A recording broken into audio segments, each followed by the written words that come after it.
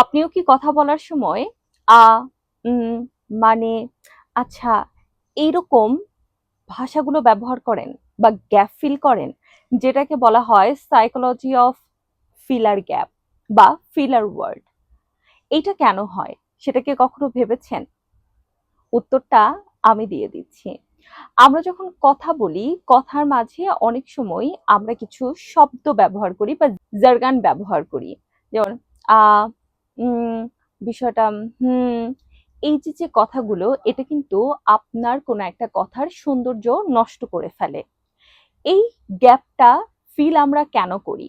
বলা হয় অনেক সময় আমাদের কথা বলার স্পিডের সাথে বা স্পিচের সাথে আমাদের ব্রেইন যে ভাবে সেই স্পিডটা ম্যাচ করে না।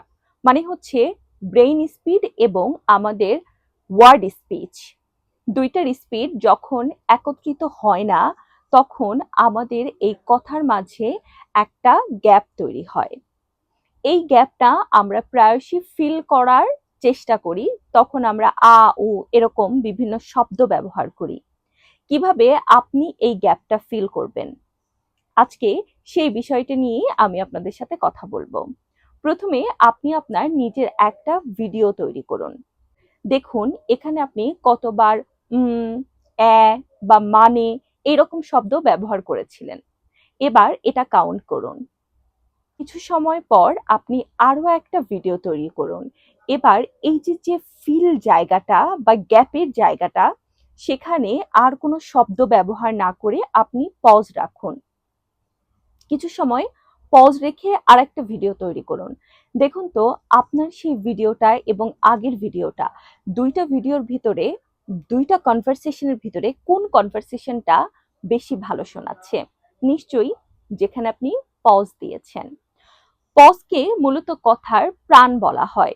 আমরা মনে করি যে আমি একটা কথা বলবো, সেখানে একটা গ্যাপ হবে, তখন আমরা আ উ দিয়ে সেই গ্যাপটা পূরণ করার চেষ্টা করি।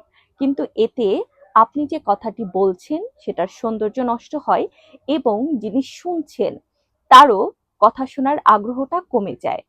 তাই পজ ব্যবহার করুন। যখনই আপনি কথা বলবেন, তখনই আপনি চেষ্টা করবেন আপনার কথার মাঝে পজ রাখার। পজ হচ্ছে কথার প্রাণ, এবং পজ যখন আপনি রাখছেন তখন আপনার কথা আরো বেশি আত্মবিশ্বাসী শোনাচ্ছে। আমি তিন্নি আমিন এরকম আরো কমিউনিকেশনের দারুণ দারুণ টিপস এবং হ্যাকস আমি আপনাদের সাথে শেয়ার করব। সেই জন্য অবশ্যই এই ভিডিওগুলো দেখতে হবে, শেয়ার করতে হবে এবং ফলো করতে হবে। Thank you.